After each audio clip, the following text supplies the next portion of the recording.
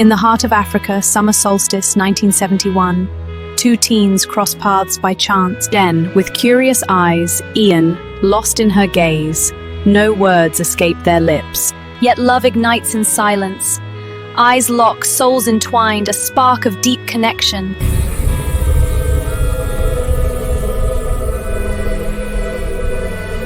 Fate pulls them apart. Their eyes plead, "Find me soon." Later that day, they both search. Christmas crowds frustrate their quest to find each other again. There's no reunion, only heartache. So home to families they go, and then moms send them on errands. To a sleepy country store, Jen arrives first, alone. Browsing romance novels' pages, dreams of pure love are in her hands.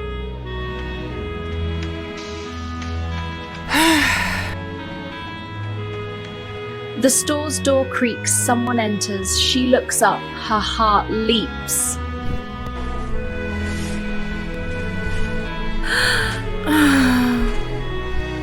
Ian stands in the doorway, unaware.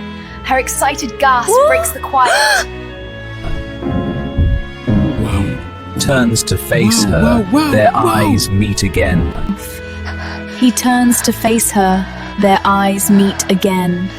Stunned, with frozen in disbelieving wonder, a warm smile lights her angelic face.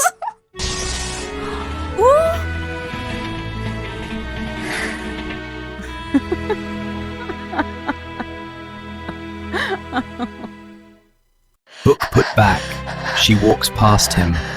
Out the door she glides. If I were you, I wouldn't go home. She turns around, beckoning him.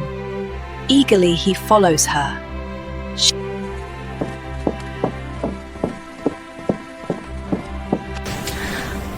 I searched for you. I searched all over, but couldn't find you. I searched desperately for you too, and now we've found each other. Familiarity floods their souls as long-lost soulmates reunite.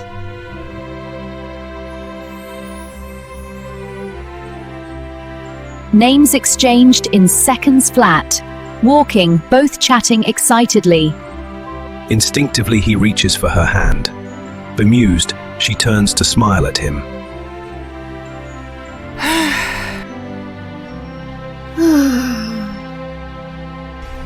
Squeezing his hand gently, she welcomes his warm request.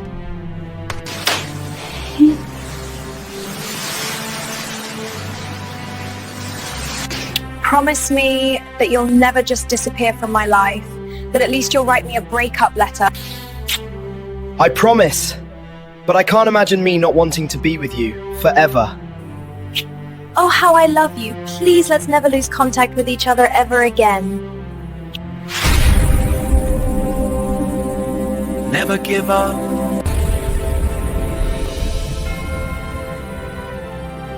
Don't despair. I'll find you again. You're making me scared.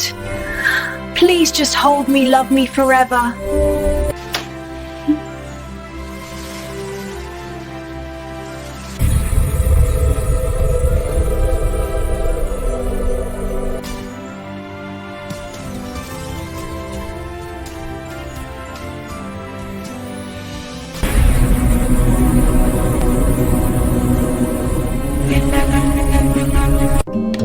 Mother's enjoyed our pain from the 7 forced farewells she's inflicted on us in 7 years.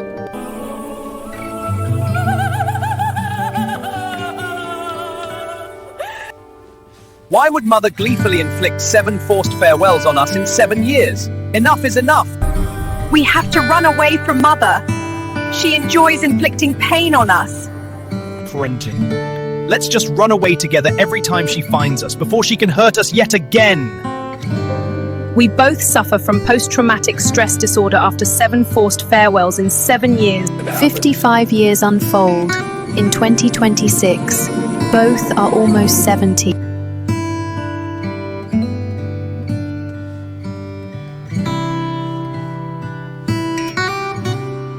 200,000 of us French Huguenots fled religious persecution in France, becoming Europe's first refugees.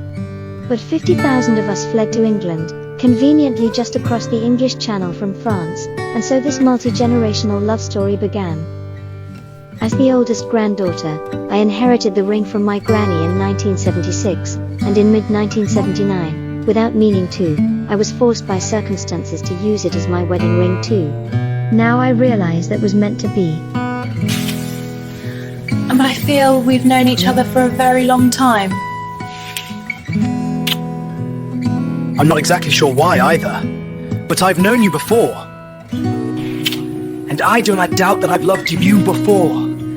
I just know I did. Yes, you have. And I loved you then too, but we lost each other. I know I've already loved you forever, and that's never going to change.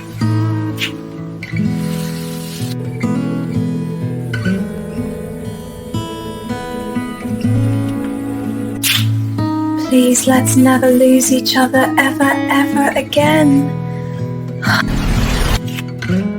Why do I feel that our words of love are going to be put to the test? I don't know the answer to that. But I promise I'll search for you again and again. That's if I don't find you first. I never want to lose you. Ever again.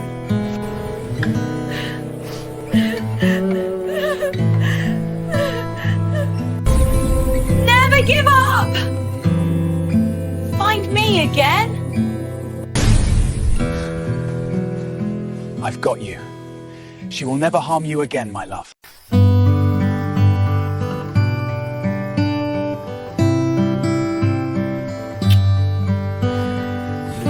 20 years ago, in 2006, they ran far away to Panama to live out their lives of love.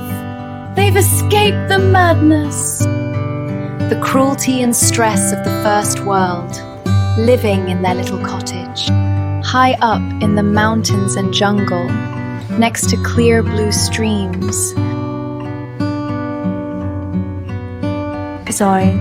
Always walking hand in hand, swimming in Waterfall's clear pools. Safe, secure, happy, in love, soulmates to the very end. Jen's battled breast cancer twice, yet their loves endured unbroken. Small tumor, long wait times, outdated treatment, my sister died at 61.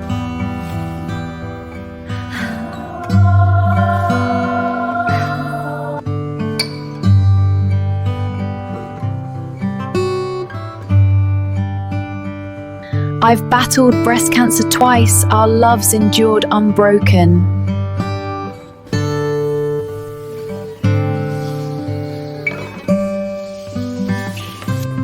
My life was saved in Panama twice.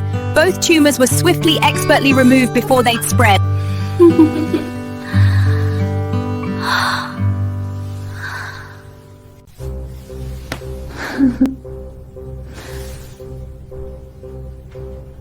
In Canada, my sister died from a lesser threat. In Panama, I'll reach old age with Ian, God willing.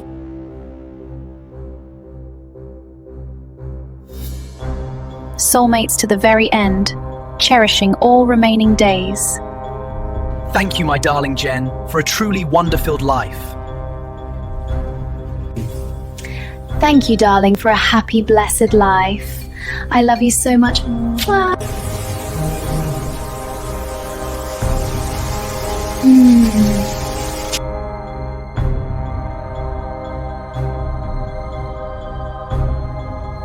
Farewell, my darling, till we meet again in heaven. We will. Count on it, Ian. We can afford to live in Panama, enjoy freedom, warm sunny weather, excellent on-demand healthcare. I'm 69, a breast cancer survivor twice. Leaving Canada was life-saving. And it takes courage to leave and start over at 50. We did, and it was life-saving.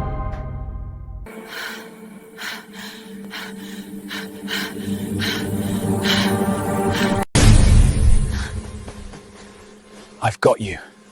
She will never harm you again, my love.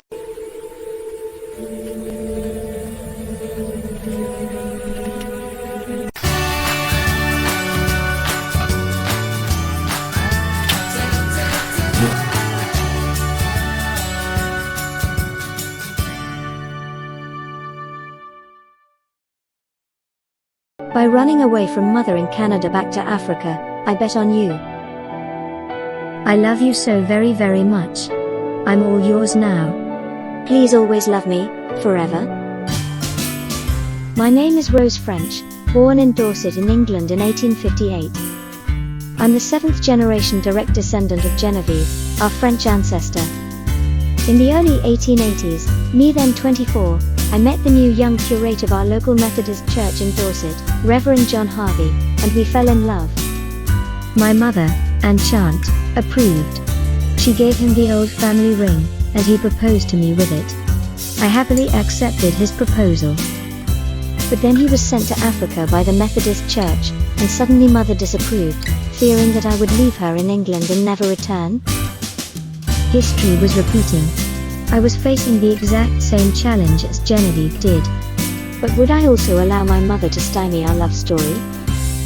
I became a maidservant in Mr. Swinney's household in London, a wealthy merchant, resolving to secretly save for a steamship ticket to Africa. A one-way ticket.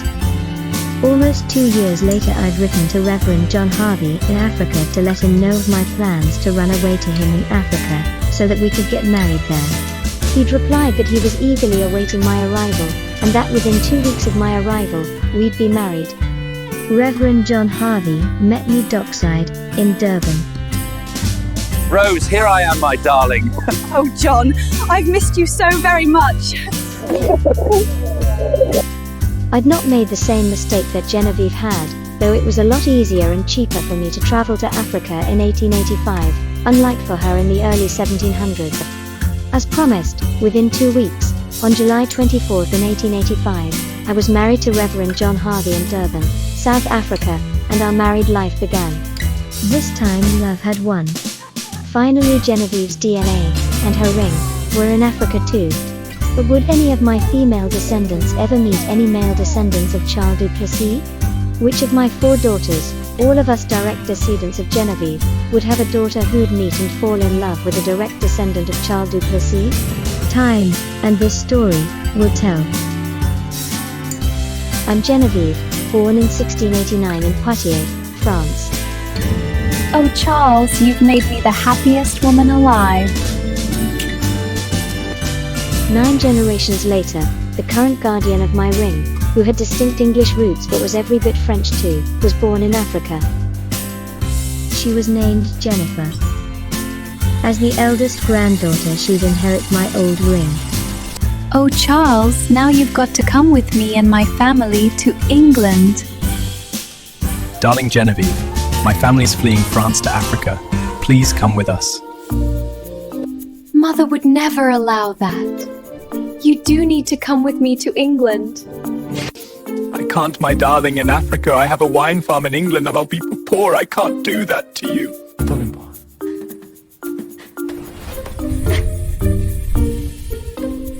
I kept waving and didn't leave until it was gone from sight, then only I turned to go, still crying, wondering what life had in store for us. Over the next days, alone and grieving for our lost love, I reflected on the love we'd shared. There were so many passionate romantic memories, enough to last a lifetime. Surely I was just having a nightmare? I mean, surely love should always triumph? Apparently not, at least not yet. 3 centuries earlier, in France, Charles had promised me that if by some miracle we ever did end up together, we'd soon be married. Then he'd take our engagement ring off of my right hand, and place it on my left hand, as our wedding ring. I pleaded with God for our happy ending, seemingly in vain. I can't even find the right words to describe the excruciating agony of losing my soulmate. We were so close. We simply adored each other, doted on each other. Never mind how long it takes, I'll find you. We're destined to be together forever. Without knowing it, Jennifer was married in her great-grandpa's church, whose wife Rose had run away from her over-possessive mother in England to marry him in Africa, also with my ring.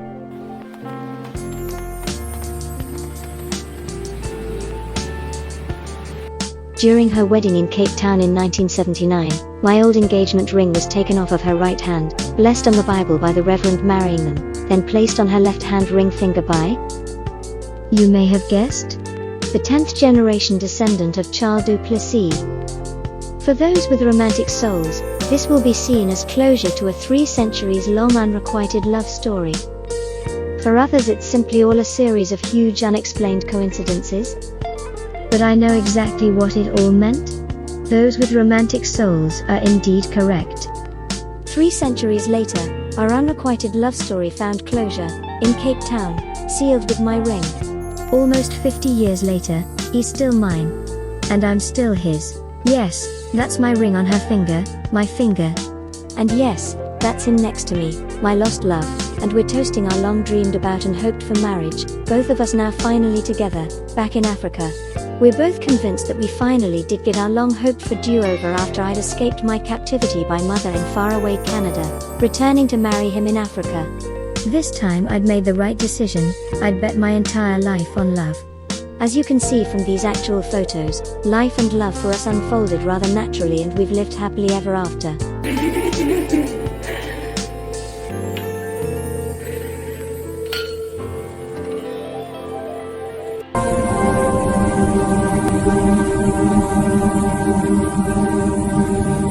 Some may be puzzled, thinking maybe I'm Mormon, married to sister wives Jen, Jenny, and Jennifer, so let me explain. All of them share the same soul, which of course makes them one woman, not 3. Jen's the love of my youth, trying unsuccessfully 6 times to escape from mother, to marry me, even though I'd proposed to her first.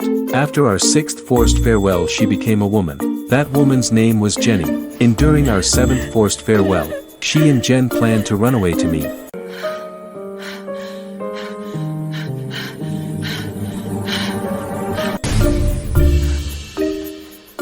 I've got you. She will never harm you again, my love.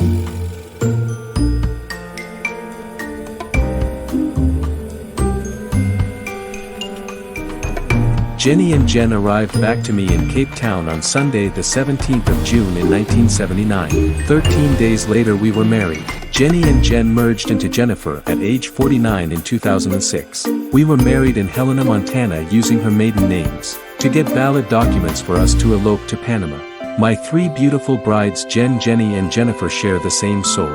Jen's the love of my youth who bore the brunt of her mother's cruelty, ultimately being taken as mother's captive to live in Canada at 21. About as far away as one can get from me in Cape Town. Us by then already engaged for almost 2 years. Jenny's the mother of our 2 sons. She ran away from mother's house in Canada to marry me in Africa at 22. Jennifer emerged at 49 proposing to me with the condition that we break off all contact with her mother and run far, far away to live the rest of our lives in Panama. We did that in 2006, 20 years ago, and we've lived happily here ever since.